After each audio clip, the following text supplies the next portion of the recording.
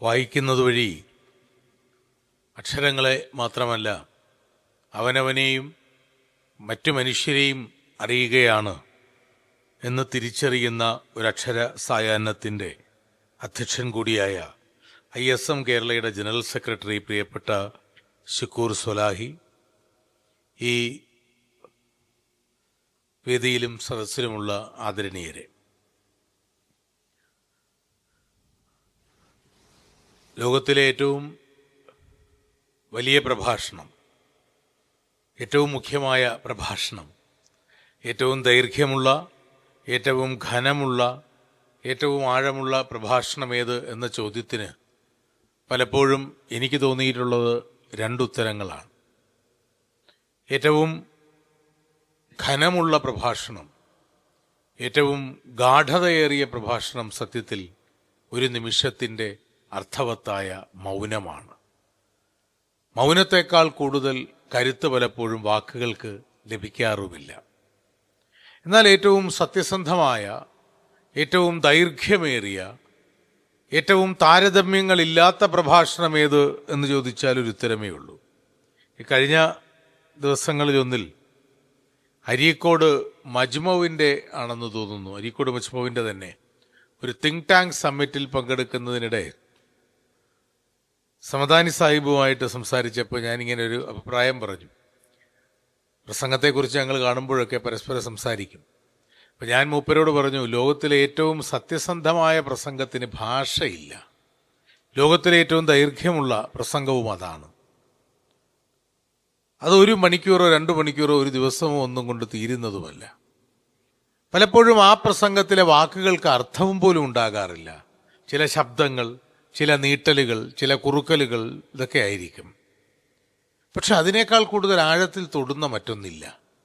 അത് സ്വന്തം ഉദരത്തിലൊരു കുഞ്ഞുരുവായ നിമിഷം മുതൽ അതിനെ ഈ ഭൂമിയിലെ ആദ്യ വെളിച്ചത്തിലേക്ക് എത്തിക്കുന്നത് വരെയുള്ള 10,270 പരം ദിവസക്കാലം തൻ്റെ ഉദരത്തിലെ കുഞ്ഞിനോട് ഒരമ്മ നടത്തുന്ന വാക്കുകൾ, ലാളനകൾ, കൊഞ്ചലുകൾ, ശാസനകൾ ഒക്കെയാണ് ഈ ലോകത്തിലെ ഏറ്റവും നീളമുള്ളതും ഏറ്റവും സത്യസന്ധവുമായ ഭാഷണം. ആ പ്രസംഗമാണ് സത്യത്തിൽ പിറന്നു വീഴുന്ന ആ കുഞ്ഞ് ഈ ലോകത്തിൽ ഏത് സീബ്രയുടെ വരകളാണ് തൻ്റേത് എന്നടയാളപ്പെടുത്തുന്നത്. സീബ്രയുടെ വര എന്ന് പറഞ്ഞാൽ ലോകത്തിൽ ഒരുപാട് സീബ്രയുണ്ട്, 1.5 ലക്ഷം സീബ്രയുണ്ടെന്ന് വയ്ക്കാം. പക്ഷേ ഈ സീബ്രയുടെ പ്രത്യേകത ദൂരക്കാഴ്ചയിൽ എല്ലാ സീബ്രകളും ഒരുപോലിരിക്കും. പല കുട്ടികളോടും ചോദിക്കുമ്പോൾ പറയാറുണ്ട്, എല്ലാ സീബ്രകളുടെയും വരകളൊന്നല്ലേ എന്ന് ചോദിക്കുമ്പോൾ അതെ എന്ന് പറയാറുണ്ട്. അല്ല, there are no 2 zebras in the world with identical designs എന്നാണ്. ഒരേ വരകളുള്ള 2 സീബ്രകളെ പോലും സൃഷ്ടാവ് സൃഷ്ടിച്ചിട്ടില്ല. നമ്മുടെ വിരലടയാളത്തേക്കാൾ യുണീക്കാണ് ഓരോ സീബ്രയുടെയും വരകൾ. അതുപോലെയാണ് മനുഷ്യരും. ഓരോ മനുഷ്യരും ഒന്നിൽ നിന്ന് തീർത്തും വ്യത്യസ്തനാണ്. ആ വ്യത്യസ്തത, ആ യുണീക്ക്നെസ്, ആ മൗലികത, ആ നിയോഗം, ആ ദൗത്യം, ആ ലക്ഷ്യപ്രാപ്തിയിലേക്കുള്ള സഞ്ചാരത്തിൻ്റെ പൂർണിമ, അതിൻ്റെ നിലാവെളിച്ചം, അതെല്ലാം ഒരു മനുഷ്യജീവിയിൽ ഉരുവാകുന്നത് ഈ പറഞ്ഞ 270 ദിവസക്കാലത്തെ അമ്മ വയറിൽ കിടക്കുന്ന കുഞ്ഞിനോട് നടത്തുന്ന പലപ്പോഴും അർത്ഥം പോലുമില്ലാത്ത ശാസനയും കൊഞ്ചലും ഒക്കെ ചേർന്ന നിരന്തരമായ പദങ്ങളുടെ സഞ്ചയം കൊണ്ടാണ് എങ്കിൽ അതിനേക്കാൾ വലിയൊരു മുഖ്യപ്രഭാഷണം നമ്മുടെ ഒന്നും ജീവിതത്തിൽ ഉണ്ടായിട്ടില്ല, ഇനിയൊട്ടുണ്ടാകാനും പോകുന്നില്ല. ഏറെ ആഹ്ലാദം ഈ ദിവസം അങ്ങനെ കുറച്ച് അമ്മമാർ ഈ യോഗത്തിൽ പങ്കെടുക്കുമ്പോൾ അതും ഏറെ സന്തോഷകരം തന്നെ. ISMൻ്റെ വായനാ വാരാചരണത്തിൻ്റെ സംസ്ഥാനതല ഉദ്ഘാടനം നടക്കുന്നതിനോടനുബന്ധിച്ചാണ് ഈ വായനാ ആഘോഷത്തെക്കുറിച്ച് എന്തെങ്കിലും പറയാൻ എന്നെ ക്ഷണിച്ചത്. ഒത്തിരി കാര്യങ്ങളുണ്ടെങ്കിലും കുറച്ചെന്തെങ്കിലും പറയണമെന്നും ഒത്ത നടുവിൽ നിന്ന് അപ്പോഴപ്പോഴായി ബാക്കി അറിയുവാൻ നിങ്ങൾക്കതിന് കരുത്തുണ്ടാകണമെന്നും ഒക്കെയുള്ള ആഗ്രഹം എനിക്കുമുണ്ട്. പക്ഷേ ഈ പറഞ്ഞതുപോലെ ഔപചാരികമായ ഉദ്ഘാടനം ഇനിയും നടക്കാനിരിക്കുന്നതേ ഉള്ളൂ എന്നതിനാൽ അത്രമേൽ ദീർഘമായ ഒരു പ്രസംഗത്തിന് വലിയ പ്രസക്തിയില്ല. വായന എന്നത് ഞാൻ പറഞ്ഞു തുടങ്ങിയത് അങ്ങനെയാണ്. പുസ്തകങ്ങളുടെ വായന മാത്രമല്ല, മനുഷ്യനെ വായിക്കുന്നതും പ്രകൃതിയെ വായിക്കുന്നതും ഒക്കെ വായനയാണ്. കുറച്ചു കാലങ്ങൾക്ക് മുമ്പാണ്, 1-2 വർഷങ്ങൾക്ക് മുമ്പ് ഒരു ഓൺലൈൻ മാധ്യമത്തിൻ്റെ ആണെന്ന് തോന്നുന്നു, ഒരു ചെറുപ്പക്കാരൻ എന്നോട് വായിച്ച പുസ്തകങ്ങളെക്കുറിച്ച് ചോദിച്ചപ്പോൾ ഏതാണ് ഇഷ്ടപ്പെട്ട പുസ്തകങ്ങളെന്ന് ചോദിച്ചപ്പോൾ ഞാൻ പറഞ്ഞു, ഞാൻ വായിച്ച എല്ലാ പുസ്തകങ്ങളോടും ഇഷ്ടമാണ്. എനിക്ക് ഈ ലോകത്തിൽ ഞാൻ വായിച്ചിട്ടുള്ള എല്ലാ പുസ്തകങ്ങളോടും ഇഷ്ടമാണ്. എന്നാൽ ഏറ്റവും വ്യത്യസ്തതയാർന്ന 2 പുസ്തകങ്ങൾ പറയണമെന്ന് അയാൾ ശഠിക്കുകയാണ് ചെയ്തത്. അപ്പോൾ വായിച്ച പുസ്തകങ്ങളിൽ യാതൊരു തരത്തിലും പാരസ്പര്യമില്ലാത്ത, മാതൃകയാകാൻ മറ്റൊന്നില്ലാത്ത പുസ്തകങ്ങൾ 2 എണ്ണമാണെങ്കിൽ പെട്ടെന്ന് മനസ്സിൽ തോന്നുന്ന 2 എണ്ണം പറയാം എന്നാണ് ഞാൻ പറഞ്ഞത്. അതിനർത്ഥം ഒരു പുസ്തകത്തിനോടും അപ്രിയമുണ്ടെന്നല്ല. എല്ലാ അക്ഷരങ്ങളോടും എന്നതുപോലെ എല്ലാ പുസ്തകങ്ങളോടും ഇഷ്ടമുണ്ട്. എന്നാൽ താരതമ്യങ്ങൾ ഇല്ലാത്ത 2 പുസ്തകങ്ങൾ പറയാൻ ആണ് എന്നോട് ആവശ്യപ്പെട്ടത്. ആ 2 പുസ്തകങ്ങളിൽ ഒന്നിൽ ഞാൻ പറഞ്ഞത് പരിശുദ്ധ ഖുർആനെയാണ്. അത് മാധ്യമങ്ങളിലൂടെയൊക്കെ ഒരുപാട് പേർ കണ്ടതുമാണ്. പരിശുദ്ധ ഖുർആനെക്കുറിച്ച് പറഞ്ഞിട്ട് ഞാൻ പറഞ്ഞൊരു വാചകമുണ്ട്. ഞാനതാണ് പറഞ്ഞത്, മനുഷ്യനെ പുസ്തകങ്ങൾ എന്നത് അക്ഷരങ്ങളെ വായിക്കുന്നതല്ല, മനുഷ്യനെ വായിക്കുന്നത് മാത്രമല്ല, പ്രകൃതിയെ വായിക്കുന്നതും കൂടിയാണ്. ലോകത്തിൽ സൂസന്ന ബി അന്തോണിയുടെ നേതൃത്വത്തിൽ അടക്കമുള്ള പ്രസ്ഥാനങ്ങളോ ചാൾസ് നെയ്ഡറുടെ ഗ്രീൻസ് ഓർഗനൈസേഷനോ അടക്കമുള്ള പാരിസ്ഥിതിക പ്രസ്ഥാനങ്ങളൊക്കെ ഉണ്ടാകുന്നതിന് എത്രയോ നൂറ്റാണ്ടുകൾക്ക് മുൻപാണ് സത്യത്തിൽ ഏറ്റവും ആധികാരികമായ ഒരു എൻവയൺമെൻ്റൽ കമൻ്റ് ഒരു പുസ്തകത്തിൽ, ഗ്രന്ഥത്തിൽ രേഖപ്പെടുത്തപ്പെട്ടത്. അത് ഭൂമി ഓടിപ്പോകാതിരിക്കാൻ ഉറപ്പിച്ചു നിർത്തിയിരിക്കുന്ന ആണികളാണ് പർവ്വതങ്ങളെന്ന് പരിശുദ്ധ ഖുർആനിൽ രേഖപ്പെടുത്തിയതാണ്. ചരിത്രാതീത കാലം മുതൽ ഇന്നോളമുള്ള ഏറ്റവും പൗരാണികവും അടിസ്ഥാനമുള്ളതുമായ എൻവയൺമെൻ്റൽ സ്റ്റേറ്റ്മെൻ്റ് എന്ന് ഞാൻ അയാളോട് പറഞ്ഞിരുന്നു. മാത്രമല്ല, ഈ പരിശുദ്ധ ഖുർആനെ വായിക്കുന്നതിനെ കുറിച്ചല്ല സംസാരിച്ചു വന്നത്, സത്യത്തിൽ സൂചിപ്പിച്ചെന്നേ ഉള്ളൂ. മാത്രമല്ല, സ്വർഗത്തിലേക്കുള്ള നിശാപ്രയാണ വേളയിൽ ചിലരുടെ ചുണ്ടുകൾ അഗ്നിക്കത്രികകളാൽ അരിഞ്ഞിരിക്കുന്നത് കണ്ട് അബൂ ത്വാലിബിന്റെ സാന്നിധ്യത്തിൽ വെച്ച് നബി സല്ലല്ലാഹു അലൈഹി വസല്ലം ജിബ്രീൽ മാലാഖയോട് സംശയം ചോദിക്കുന്നുണ്ട്, എന്തുകൊണ്ടാണ് ഇവരുടെയൊക്കെ ചുണ്ടിങ്ങനെ അഗ്നിക്കത്രിക കൊണ്ട് അരിഞ്ഞിരിക്കുന്നതെന്ന്. അന്ന് ജിബ്രീൽ മാലാഖ പറഞ്ഞ മറുപടി, പണ്ഡിതന്മാരാണ്, വായിച്ചിട്ടുള്ളവരാണ്, പക്ഷേ വായിച്ചതും പറയുന്നതും ജീവിതത്തിൽ ഒരിക്കലും പ്രാവർത്തികമാക്കാത്തവരാണ് എന്നതുകൊണ്ടാണ് ഇവരുടെ ചുണ്ടുകൾ അഗ്നിക്കത്രികകളാൽ അരിയുന്നത് എന്നാണ്. അപ്പം അതുകൊണ്ട് തന്നെ വായന എന്ന വാക്കിന് ഞാൻ കൊടുക്കുന്ന അർത്ഥം വായിക്കുക എന്നതല്ല, മറിച്ച് വായിക്കുമ്പോൾ അത് ഹൃദയം കൊണ്ട്, കണ്ണുകൊണ്ട് കാണാതെ, കാതുകൊണ്ട് കേൾക്കാതെ, നാവുകൊണ്ട് പറയാതെ, ഹൃദയം കൊണ്ട് കണ്ടും ഹൃദയം കൊണ്ട് കേട്ടും ഹൃദയം കൊണ്ട് പറഞ്ഞും ശീലിക്കുവാൻ വേണ്ടിയുള്ള ആയുധമാണ് വായന എന്ന് നിർവചിക്കുന്നിടത്താണ് വായന അതിൻ്റെ അർത്ഥത്തെ ദ്യോതിപ്പിക്കുന്നതും എത്തിച്ചേരുന്നതും. ആനന്ദത്തിനു വേണ്ടി വായിക്കുന്നു ചിലർ പറയുന്നൊരു പ്രയോഗമാണ്. വായനാദിനത്തിന് ഇന്ന് വായനാദിനമായതുകൊണ്ട് തന്നെ പല രേഖപത്രങ്ങളും കുറിപ്പുകളും ഒക്കെ ഉണ്ടല്ലോ. അതിലൊന്നിൽ ഒരിടത്ത് എഴുതിയിരിക്കുന്നു അറിവ് നേടാൻ വായിക്കുന്നു, ആനന്ദത്തിന് വേണ്ടി വായിക്കുന്നു, അങ്ങനെ പലതരത്തിൽ വായിക്കാമെന്നാണ് എഴുതിയിരിക്കുന്നത്. അപ്പോൾ എനിക്ക് പലതരത്തിലുള്ള വായന എനിക്ക് മനസ്സിലായില്ല. കാരണം അറിവ് നേടാൻ വായിക്കുക എന്നത് ഒന്നും, ആനന്ദത്തിന് വേണ്ടി വായിക്കുന്നത് മറ്റൊന്നും ആവുക എന്നിടത്താണ് നമ്മളിപ്പോഴും വളരെ പാമരന്മാരായി പോകുന്നു. ലോകത്തിലെ ഏറ്റവും വലിയ ആനന്ദത്തിൻ്റെ പേര് അറിവ് എന്ന് തന്നെയാണ്. അതിനോളമുള്ള മറ്റൊരു ആനന്ദമില്ല എന്നിരിക്കെ അറിവുള്ളവരാകൂ എന്നൊരു ജനതയോട് ആഹ്വാനം ചെയ്ത് ഇഖ്റാ ബിസ്മി റബീക എന്ന അവതീർണമായ ഒരു ഗ്രന്ഥം അറിയുക അറിയുക അറിയുക എന്ന് പഠിപ്പിച്ചെടുത്ത ഒരു ജനതയിൽ വിശ്വസിക്കുന്നവരാണ് നിങ്ങൾ എല്ലാവരും തന്നെ.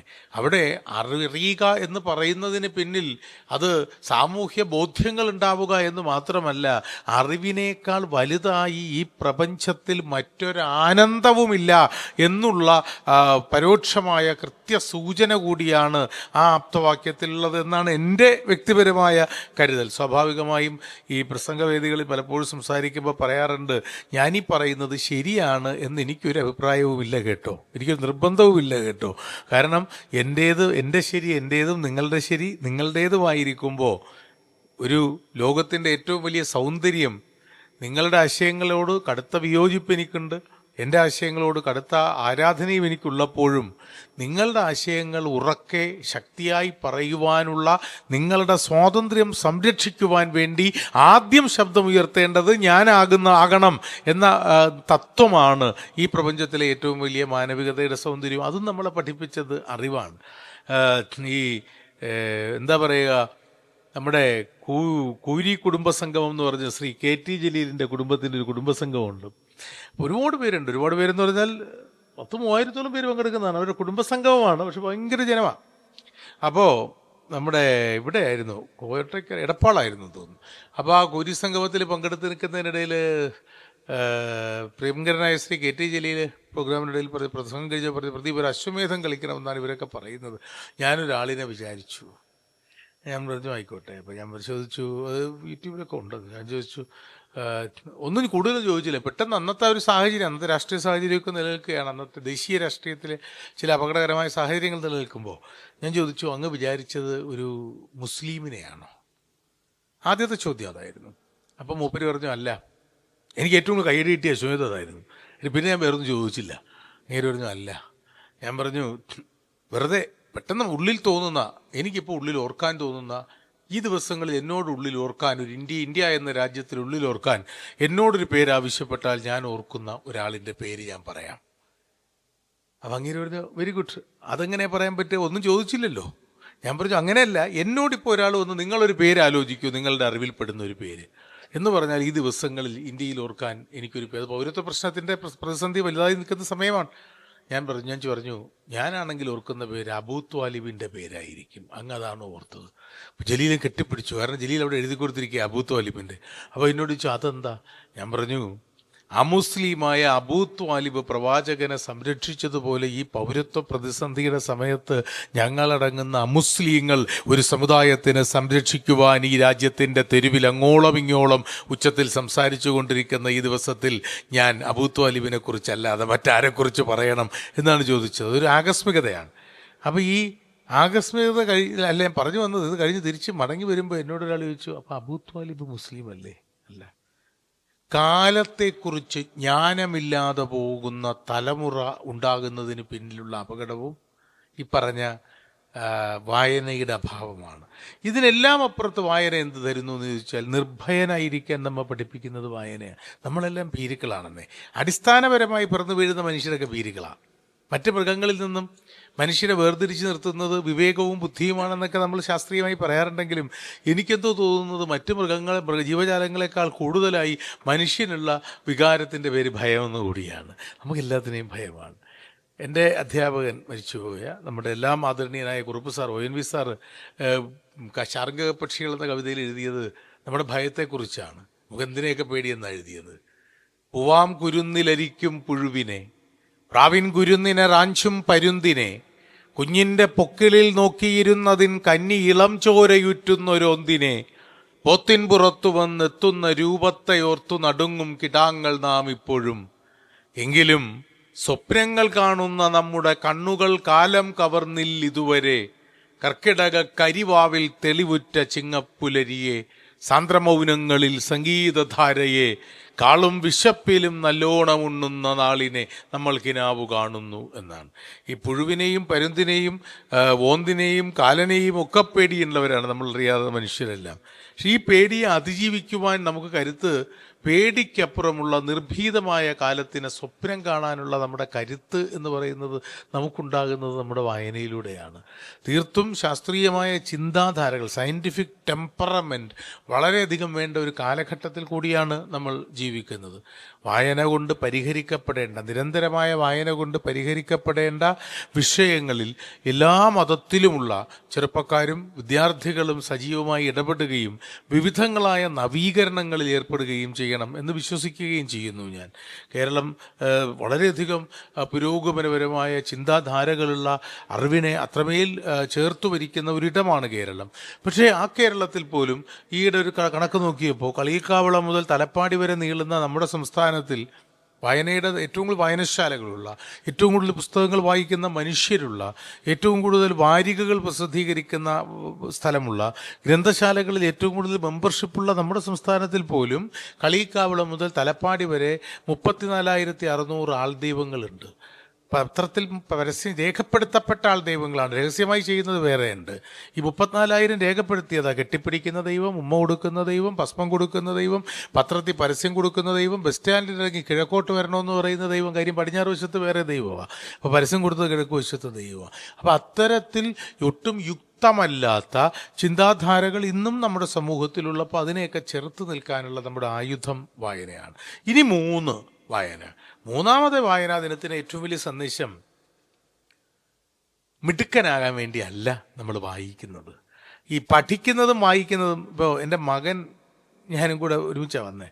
അപ്പോൾ അവൻ ചോദിച്ചു, ഈ വായനാ ദിനത്തിന് അത്രമേൽ പ്രാധാന്യം എന്താണ് സംഭവം, അക്കാഡമിക്കാണോ? പിള്ളേരല്ലേ, പിള്ളേരങ്ങനെ. ഞാൻ പറഞ്ഞു, പഠിക്കുന്നതും വായിക്കുന്നതും രണ്ടാണ്. മിടുക്കനാക്കണമെന്നാണ് ഇപ്പം അച്ഛനമ്മമാർക്ക് താല്പര്യം മക്കളെ. മിടുക്കനാകാൻ വായിക്കണ്ടേ? മിടുക്കനാകാൻ ഒരു മൊബൈൽ ഫോണോ ഒരു ChatGPT ഒക്കെ മതിയെന്നേ. പരീക്ഷയിലെ പ്ലസ് നേടാൻ വായിക്കൊന്നും വേണ്ട, ആധുനിക സാങ്കേതിക വിദ്യകളും കാര്യങ്ങളൊക്കെ മതി. ജീവിതത്തിലെ A+ നേടാനാണ് വായിക്കേണ്ടത്. ഇത് രണ്ടും തമ്മിൽ വലിയ വ്യത്യാസമുണ്ട്. പരീക്ഷയിലെ A+ നേടുവാൻ നിങ്ങൾക്ക് ലഭിക്കുന്ന അത് അറിവാണ് വേണ്ടത്. അറിവ് വേണ്ടെന്നല്ല, അറിവ് വേണം. അറിവ് തലച്ചോറിനകത്ത് നമ്മൾ സൂക്ഷിച്ചു വയ്ക്കുന്ന അറിവ് നമുക്കുണ്ടാകണം, അതിൽ സംശയമൊന്നുമില്ല. നിങ്ങൾ മിടുക്കരാകണം കുട്ടികളൊക്കെ. പക്ഷെ മികച്ച മനുഷ്യരാകാൻ, ജീവിതത്തിലെ A+ നേടുവാൻ അറിവല്ല വേണ്ടത്, വിജ്ഞാനമാണ് വേണ്ടത്. അറിവും വിജ്ഞാനവും തമ്മിലുള്ളൊരു വലിയ വ്യത്യാസമുണ്ട്.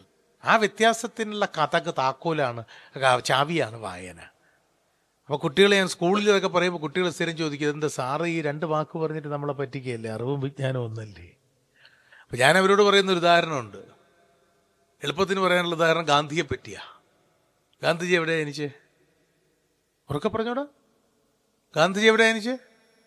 പോർബന്ദർ. ഗുജറാത്തിലെവിടെ? പോർബന്ദർ. എന്നാ ജനിച്ചേ? 1869 ഒക്ടോബർ 2. അപ്പം ഇത് പരീക്ഷയ്ക്ക് ചോദിക്കുന്നു, ഗാന്ധിജി എവിടെ ജനിച്ചു എന്ന്. ടീച്ചർ പഠിപ്പിച്ച ഓർമ്മയുണ്ട്. 1869 ഒക്ടോബർ 2 ഗുജറാത്തിലെ പോർബന്ദറിൽ ഒരു മാർക്ക് കിട്ടി. ഞാൻ ലോകത്തിൽ പലയിടത്തിലും പോയി ചെയ്യാറുള്ള ക്വിസ് മത്സരത്തിൽ ഞാൻ ഈ ചോദ്യം ചോദിക്കുന്നു. On 1869 October 2 Porbandar Gujarat 10 point ഞാനും കൊടുത്തു. PSC ടെസ്റ്റിന് ചോദിച്ചാലും ഉത്തരം എഴുതിയ മാർക്ക് കിട്ടി. അത് അറിവാണ്. ഈ ഒക്ടോബർ 2 എന്നുള്ളത് അദ്ദേഹം പറഞ്ഞത് എവിടെ? കയ്യിലാണ് അദ്ദേഹം ശേഖരിച്ചു വെച്ചിരുന്നത്? അല്ല, എവിടെയാണ്? തലച്ചോറിലാണ്. തലച്ചോറിൽ ശേഖരിച്ചു വെക്കുന്നതാണ് അറിവ്. അത് വേണം, അത് മിടുക്കരാക്കും, സംശയമൊന്നുമില്ല. നല്ലതാ, ഒരുപാട് മിടുക്കരാവട്ടെ നമ്മുടെ കുട്ടികൾ. അപ്പം പിന്നെ മറ്റേതെന്താ? വിജ്ഞാനം. അത് ഈ പരീക്ഷയൊന്നും ഇല്ലാത്ത കാലത്ത് ഉണ്ടാവുമല്ലോ ജീവിതത്തിലെ സഞ്ചാരത്തിൽ. നമ്മൾ ജീവിതത്തിൽ വിദ്യാർത്ഥികാലം കഴിയുന്ന ഒരു കാലമുണ്ടാവും, പരീക്ഷകൾക്കപ്പുറത്തുള്ള പരീക്ഷണങ്ങളുടെ ഒരു കാലമുണ്ടാകും. ആ കാലത്ത് നമ്മുടെ ജീവിതത്തിൽ നമ്മൾ ഒരുപാട് ആളുകളെ, ഒരുപാട് സമൂഹങ്ങളെ കാണാൻ ബാധ്യസ്ഥരാകും. കണ്ണീരിൻ്റെ മഹാസമുദ്രം ഇങ്ങനെ കടലിൽ നിറച്ചു വെച്ച, കണ്ണീരിൻ്റെ കടൽ ഒളിപ്പിച്ചു വെച്ച കണ്ണുകളുമായി നിൽക്കുന്ന നിഷ്കളങ്കരും നിരാശ്രയരുമായ മനുഷ്യരെ കാണും. ഉണ്ണാനില്ലാത്തവർ, ഉടുക്കാനില്ലാത്തവർ, കയറിക്കിടക്കാൻ ഇടമില്ലാത്തവർ, മതത്തിൻ്റെയോ ഭാഷയുടെയോ പേരിൽ ആട്ടിയകറ്റപ്പെടുന്നവർ, പൗരത്വം നിഷേധിക്കപ്പെടുന്നവർ, മേൽവിലാസമില്ലാതാകുന്നവർ, സ്വപ്നം കാണാൻ വിലക്കപ്പെട്ടവർ, ഇഷ്ടമുള്ള ഭക്ഷണം കഴിക്കാൻ അനുവദിക്കപ്പെടാത്തവർ, അങ്ങനെയുള്ള മനുഷ്യരുണ്ടാവും. രോഗം വന്ന് ദുരിതത്തിലാകുന്നവരുണ്ടാകും. അപ്പോൾ പരീക്ഷയും മാർക്കും ക്വിസും PSC ടെസ്റ്റും ഒന്നുമല്ല, കണ്ണിൻ്റെ മുന്നിലുള്ളത് കരയുന്ന മനുഷ്യരാണ്. ആ സമയത്ത് നമ്മളോട് ചോദിക്കണം, ഈ ഗാന്ധിജി എവിടെ ജനിച്ചേ? അപ്പോൾ വിജ്ഞാനത്തിലേക്ക് അറിവ് പരിണമിക്കണമെങ്കിൽ അപ്പോൾ നമ്മുടെ ഈ തലച്ചോറിൻ്റെ കതകങ്ങ് അടയണം. തലച്ചോറിൻ്റെ വാതിൽ അടയുന്ന ആ നിമിഷത്തിൽ മറ്റൊരു കതക് തുറക്കും. ആത്മാവിൽ നിന്ന്, മനസ്സിൽ നിന്ന്, ഹൃദയത്തിൽ നിന്ന് ഈ കതക് ഇങ്ങനെ തുറക്കുമ്പോൾ പരീക്ഷയ്ക്കും മാർക്കിനും വേണ്ടിയല്ലല്ലോ. അപ്പോൾ മറ്റൊരു ഉത്തരം വരും, ഗാന്ധിജി ജനിച്ചത് ഒക്ടോബർ 2 അല്ല. കൺമുന്നിൽ കരയുന്ന മനുഷ്യരെ കാണുമ്പോൾ അവരുടെ കണ്ണുനീരിൻ്റെ അർത്ഥം അന്വേഷിച്ച് നമ്മളോട് ഗാന്ധിജി എവിടെ ജനിച്ചു എന്ന് ചോദിച്ചാൽ ഉത്തരം വരുന്നത് ഹൃദയത്തിൽ നിന്നാണ്. ഒക്ടോബർ 2 അല്ല, പോർബന്തറിലല്ല, ഗുജറാത്തിലുമല്ല. വല്ലാതെ ഇടിയും മിന്നലും മഴയും ഒക്കെ ഉണ്ടായിരുന്ന ഒരു വർഷകാല രാത്രിയിൽ, ഒരു മഴക്കാല രാത്രിയിൽ, 1893 ജൂൺ 8 മഴക്കാല രാത്രിയിൽ ഗാന്ധിജി ജനിച്ചുവെന്ന് ഹൃദയം നമ്മളോട് പറഞ്ഞു തരും. 1893 ജൂൺ 8 വർഷകാല രാത്രിയിൽ ജനിച്ചത് പോർബന്തറിലല്ല, ഗുജറാത്തിലല്ല, ഇന്ത്യയിലുമല്ല, മറിച്ച് ദക്ഷിണാഫ്രിക്കയിലെ പീറ്റർമാരീസ്ബർഗ് എന്നു പേരുള്ള ഒരു റെയിൽവേ സ്റ്റേഷനിൽ 1ാം ക്ലാസ് ടിക്കറ്റ് കയ്യിലുണ്ടായിട്ടും നിറം കറുപ്പായി പോയതുകൊണ്ട് കറുത്തവനെ വെള്ളക്കാരൻ ഇടങ്കാലുകൊണ്ട് പുറത്തേക്ക് തൊഴിച്ചെറിഞ്ഞ മുഹൂർത്തത്തിൽ നിറത്തിൻ്റെ പേരിലോ മതത്തിൻ്റെ പേരിലോ മനുഷ്യനെ മാറ്റി നിർത്തുന്നതിനെതിരെ പ്രതികരിക്കാൻ ഉറപ്പിച്ചതുമാണ് എൻ്റെ ജീവിതം എന്ന് ശപഥം ചെയ്ത ആ മുഹൂർത്തത്തിൽ മോഹൻദാസ് കരംചന്ദ് മരിക്കുകയും ഗാന്ധിജി ജനിക്കുകയും ചെയ്തു എന്ന് നമ്മുടെ മനസ്സ് നമ്മളോട് പറയുന്ന മറ്റൊരു ഉത്തരമുണ്ട്. ഈ ഒക്ടോബർ 2 നിന്നും ഈ ജൂൺ 8 ദൂരമുണ്ടല്ലോ. ആ തലച്ചോറിൽ തുറന്നു വച്ച കതക് അടഞ്ഞിട്ട് മനസ്സിൻ്റെ കതക് തുറക്കുന്ന നിമിഷത്തിലേക്കുള്ള അകലമുണ്ടല്ലോ. ആ അകലമാണ് അറിവിൽ നിന്നും വിജ്ഞാനത്തിലേക്കുള്ള ദൂരം. ആ അകലമാണ് അക്കാഡമിക്സിൽ നിന്നും വായനയിലേക്കുള്ള ദൂരവും. വായന കൊണ്ട് മറ്റുള്ളവരെ വായിക്കുവാൻ മനുഷ്യനെ പ്രാപ്തനാക്കാൻ കഴിയുന്നു എന്നതാണ് ഏറ്റവും കൂടുതൽ പ്രധാനം. ഒപ്പം ജീവിക്കുന്ന മനുഷ്യരെയും ജീവിക്കുന്ന പ്രകൃതിയെയും അവനവനെ തന്നെയും വായിക്കുവാൻ ആണ് ഓർമ്മിപ്പിച്ചത്, അരളി ചെയ്യുക. പുസ്തകങ്ങൾ വായിക്കുക എന്ന് മാത്രമല്ല, ഡിജിറ്റൽ റീഡിംഗ് ചെയ്യുക എന്നല്ല, മറിച്ച് ഏറ്റവും ആദ്യം നീ നിന്നെ തന്നെ വായിക്കുക എന്ന ബോധ്യം, എന്ന ഉൾച്ചേരൽ, എന്ന അകക്കാമ്പുള്ള ഫിലോസഫികൾ കൂടിയാണ് അത് അവതീർണമായത് എന്ന് കരുതാനാണ് എനിക്കിഷ്ടം. ഈ വായനാ വാരാചരണ ആഘോഷത്തിൽ പങ്കെടുക്കുവാൻ ക്ഷണിച്ചതിന് ISMൻ്റെ ഭാരവാഹികളോട്, പ്രത്യേകിച്ച് പ്രിയപ്പെട്ട എത്രയോ കാലമായി പല പരിപാടികൾക്ക് വിളിക്കുന്നുണ്ടെങ്കിലും യാസർ അരാഫത്തിൻ്റെ പരിപാടിക്ക് ഇതുവരെ പങ്കെടുക്കാൻ കഴിഞ്ഞില്ല, പ്രിയപ്പെട്ട ശ്രീ യാസർ അരാഫത്തിനോടുള്ള സ്നേഹവും ഒക്കെ രേഖപ്പെടുത്തുന്നു. വായനയ്ക്ക് വേറൊരു പ്രാധാന്യം കൂടിയുണ്ട്. നമ്മുടെയൊക്കെ കുഞ്ഞുങ്ങൾ, നമുക്കൊക്കെ ശേഷമുള്ള തലമുറയാണ് ഇവിടെ ഇരിക്കുന്നത്. ഈ വായനയുടെ പ്രാധാന്യം അല്ലെങ്കിൽ അതുകൊണ്ടുള്ള ശക്തി ഇവരാൽ കൊളുത്തപ്പെടും വലിയ വെളിച്ചങ്ങൾ നാളുകളിൽ എന്നാണ്. ഇവരാൽ സൃഷ്ടിക്കപ്പെടും വലിയ മഴകൾ നാളുകളിൽ എന്നാണ്. സാൽവഡോർ ഡാലി എന്ന് പറയുന്നത് ഒരു മഹാനായ ചിത്രകാരനായിരുന്നു, ലേശം കിറുക്കനുമായിരുന്നു, എക്സെൻട്രിക് ആയിരുന്നു. ഡാലിയുടെ ഒരു ഡയറി കുറിപ്പിൽ ഡാലി എഴുതി, ഞാൻ രാവിലെ പ്രഭാത സവാരിക്ക് ഇറങ്ങിയതാണ്. കരിയിലകൾ മൂടിയ വഴിയിലൂടെ ഇങ്ങനെ നടക്കുകയായിരുന്നു. നല്ല തിളക്കമുള്ള എന്തോ കണ്ടു. പല രത്നകഷ്ണങ്ങളുമാണ് എന്ന് കരുതിയാണ് ഓടിച്ചെന്നത്. പോയ ദിവസത്തെ തണുവാർന്ന ഇന്ദ്രധനുസ് അറ്റുപോയ രാത്രിയിലെ ആകാശത്തിൽ നിന്ന് താഴേക്കു വീണ ഒരു നക്ഷത്രത്തുണ്ടാണ് അവിടെ കിടന്നത്. ഞാൻ ആ നക്ഷത്രത്തിനെ എൻ്റെ നീളൻ കുപ്പായത്തിൻ്റെ കീശയിലിട്ട് വീട്ടിൽ കൊണ്ടുപോയി ഒരു സ്ഫടികപാത്രത്തിൽ ഒരു ഗ്ലാസ് ജാറിൽ നിക്ഷേപിച്ചു. പിന്നെ എനിക്ക് എൻ്റെ വീട്ടിൽ കൃത്രിമ വിളക്കുകളൊന്നും കത്തിക്കേണ്ടി വന്നില്ല. ഇതാണ് ഡാലിയുടെ ഡയറി. വായന നിങ്ങൾ ജീവിക്കുന്ന സമൂഹത്തിന് വായിക്കുന്ന ഒരാളിൻ്റെ സാന്നിധ്യം കൊണ്ട് കൃത്രിമമായ വെളിച്ചങ്ങളില്ലാതെ സ്വയം പ്രശോഭിപ്പിക്കുവാൻ പ്രാപ്തമാക്കുന്ന നക്ഷത്രത്തിൻ്റെ പേരുകൂടിയാണ് വായന. അങ്ങനെ ആ അക്ഷരത്തിൻ്റെ വെളിച്ചം ഒരാളിനല്ല ഉപകരിക്കുന്നത്. അത് ഇവിടെയുണ്ട്, രാമേന്ദ്രൻ എഴുതിയതുപോലെ ഇവിടെയുണ്ടെന്നറിയിക്കുവാൻ ഒരു ചെറിയ തൂവൽ താഴെ ഇട്ടാൽ മതി, ഇവിടെയുണ്ടായിരുന്നുവെന്നതിന് ഒരു മധുരമാം കൂവൽ മാത്രം മതി, ഇനിയുമുണ്ടെന്നറിയിക്കുവാൻ അടയിരുന്നതിൻ ചൂടുമാത്രം മതി, അതിലുമേറെ ലളിതമായി എങ്ങനെ കിളികളാവിഷ്കരിക്കുന്നു ജീവിതമെന്ന് ചോദിച്ചതുപോലെ മധുരമായി ശബ്ദമുണ്ടാക്കുന്നതിനോടൊപ്പം ഇന്ദ്രധനുസിൻ്റെ നനവോലുന്ന തൂവലുകൾ താഴെയിട്ട് അറിഞ്ഞനുഭവിച്ച അറിവടയാളങ്ങളുടെ മേൽ അടയിരുന്നതിൻ്റെ ബാക്കി പത്രമായി ഭൂമി വിട്ടുപോകുമ്പോൾ ഒപ്പം സഞ്ചരിക്കാൻ, ഒപ്പം യാത്ര ചെയ്യാൻ എത്തുന്നത് വായിച്ച് നേടിയ ഏതെങ്കിലും അക്ഷരാത്തിൻ്റെയോ അറിവനുഭവങ്ങളുടെയോ ഒരു തൂവൽ സ്പർശമാകും എന്ന ബോധ്യം കൂടിയാണ്. അക്ഷര വെളിച്ചത്തിൽ നിങ്ങൾ നടത്തുന്ന ഇത്തരം പ്രവർത്തനങ്ങൾ നാളെ നമ്മുടെ ഈ കുട്ടികൾക്കൊക്കെ വലിയ, ആദ്യം പറഞ്ഞതുപോലെ വലിയ അഗ്നികുണ്ഡങ്ങൾ സൃഷ്ടിക്കാൻ കഴിയട്ടെ, നന്മയുടെ വലിയ മഴകൾ പെയ്യിക്കാൻ കഴിയട്ടെ. അന്ന് അഗ്നികുണ്ഡത്തിൻ്റെ ചൂടിൽ ഉൾക്കൊള്ളാൻ, ചൂടിൽ ഒത്തുചേരാൻ ഭാഗ്യം കിട്ടിയില്ലെങ്കിലോ എന്ന സംശയം കൊണ്ട് നാളെ നിങ്ങളുടെ ഉജ്ജ്വലമായ പ്രവർത്തനങ്ങളിലൂടെ സൃഷ്ടിക്കപ്പെടുന്ന മഹാമഴയിലൊപ്പം നനയാൻ അവസരം കിട്ടിയില്ലെങ്കിലോ എന്ന ആശങ്ക കൊണ്ട് നിങ്ങളുടെ മനുഷ്യസ്നേഹത്തിൻ്റെ അഗ്നിക്ക് മുന്നോടിയായി കൊളുത്തിവെച്ച ഒരു വെറും മൺവിളക്ക് മാത്രമാണ് ഈ പറഞ്ഞ വാക്കുകളെന്ന് ഓർമ്മിപ്പിച്ച്, നിങ്ങൾ സൃഷ്ടിക്കാനിരിക്കുന്ന വിശ്വവിജ്ഞാനത്തിൻ്റെ മഹാമഴയ്ക്ക് മുമ്പ് ഒഴുക്കിയ 2 തുള്ളി കണ്ണുനീർ മാത്രമാണ് ഈ പറഞ്ഞ വാക്കുകളെന്നും ഓർമ്മിപ്പിച്ച്, നിങ്ങളുടെ വാക്കിൻ്റെ വിളക്കിന്, നിങ്ങളുടെ വിജയത്തിൻ്റെ വിളക്കിന് എൻ്റെ വാക്കിൻ്റെ ചെരാതും, നിങ്ങളുടെ മനുഷ്യസ്നേഹത്തിൻ്റെ മഹാമഴയ്ക്ക് എൻ്റെ കയ്യക്ഷരത്തിൻ്റെ കണ്ണുനീരും പകരം വച്ച് ഈ വായന വാരാചരണത്തിൽ ഒപ്പം ചേരുന്നവർ, ഒപ്പം ഇരിക്കുന്നവരുടെ ഹൃദയമിടിപ്പുകളെ കൂടി വായിക്കുവാൻ പ്രാപ്തരാകട്ടെ എന്നാഗ്രഹിച്ച് അടച്ചു വയ്ക്കുന്നു എൻ്റെ വാക്കിൻ്റെ പുസ്തകം. സ്നേഹം. ചെറിയ 1-2 ശാരീരിക പ്രശ്നങ്ങൾ യാത്ര കഴിഞ്ഞ് ഉള്ളതുകൊണ്ടും കുടുംബം ഒരു സ്ഥലത്ത് പോകാൻ വേണ്ടി കാറിൽ ഇരിക്കുന്നത് കൊണ്ടും ഈ യോഗത്തിൽ നിന്ന് പോകുന്നതിൽ എല്ലാവരോടും ക്ഷമ ചോദിക്കുകയും ചെയ്യുന്നു.